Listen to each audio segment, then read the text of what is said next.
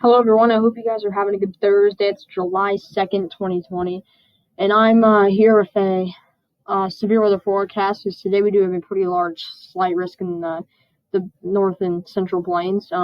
Please subscribe. I'm sorry I have not been posting for a while. Like I said, I've been really busy. I've had a lot of family over, but today I'm gonna start filming or doing it every day now. Doing YouTube videos every day. Probably for the next 2 weeks, we'll have a video out every day, so it'll be kind of exciting. So I'm sorry, like I said, I'm sorry I have not been able to post, but I'm going to post for the next 2 weeks straight. Let's go and get started. Today we do have a large slight risk. You have a slight risk in North Dakota, South Dakota, Nebraska, northwestern Kansas, and northeastern Colorado. We have two areas of marginal. We have a marginal going from the northern plains all the way from the border of North Dakota in Canada all the way down to Louisiana, Mississippi, right there. Then we have another marginal in the northeast. We look at tornado threat less than 2%. This is from the SPC. Wind threat with 15%. And then hail threat, we have a 15% also. So that's what we're going to be seeing tonight.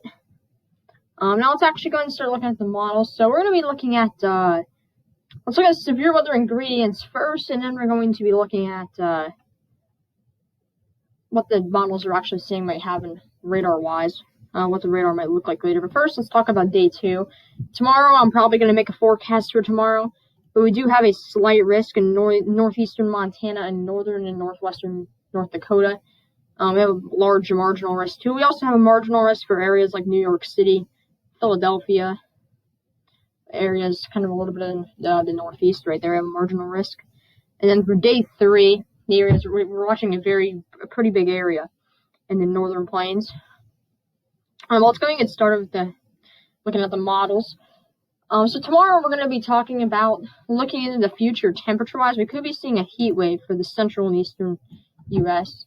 Because it is July now. But today we're not going to be looking at that because I still am trying to get some stuff done.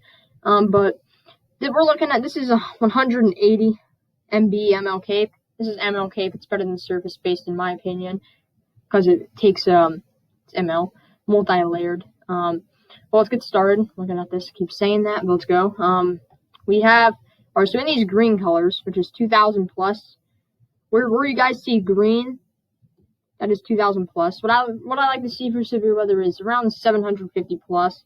That's what a lot of people use. So we definitely have plenty of Cape. We have Cape even in these red areas that is 4,000 plus Cape, and we have pockets of that in South Dakota, Minnesota, down through Nebraska, into Kansas. We have a ton of Cape. We even have 5,000 plus in some areas. So plenty of Cape today. Let's look at 3-kilometer helicity.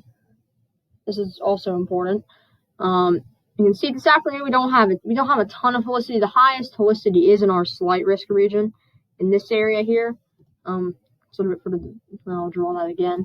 It's in this area as our highest helicity. But we have helicity of around, maybe some pockets of around 200, maybe 300, closer to 300 in a little bit of North Dakota right there in the NAM model. Let's look at mid-level lapse rates. Now this is important. We can see we have really good lapse rates today in the plains. We have lapse rates of 9. Mid-level lapse rates of 9 in eastern Colorado. So that's pretty good for severe weather, and that is contributing to our slight risk. Now let's go to the NAM-NEST model here, and we're going to be seeing what the radar could look like later. So let's zoom in then in the northern plains and go out to this afternoon. So we're likely going to be seeing initiation happening at around 21Z. 21Z is around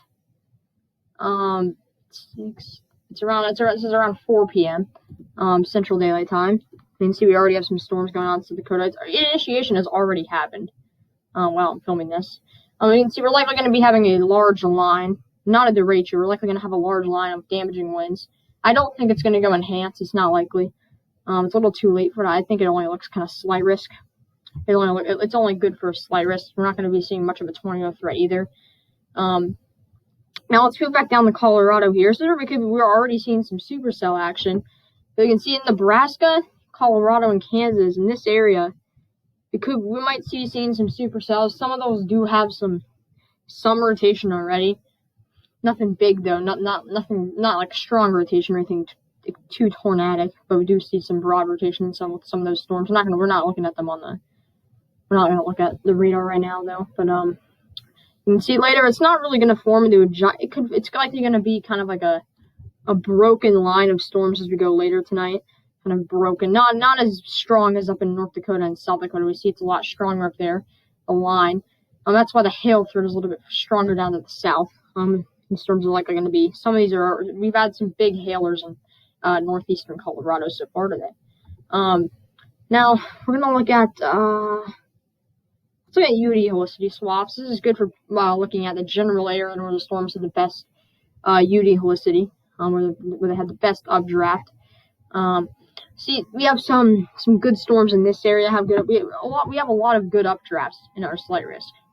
We have some stronger ones in South Dakota. You don't really want to look at exactly where these are placed, but it kind of gives you an idea on what we could be seeing. So we can see the little pocket in central South Dakota. We have a lot of helicity in our slight risk, a lot of UD helicity swaths. They're pretty high. But that'll wrap up this little quick severe weather update. I will be doing one of these tomorrow. Hopefully tomorrow's will be better. But yes, peace.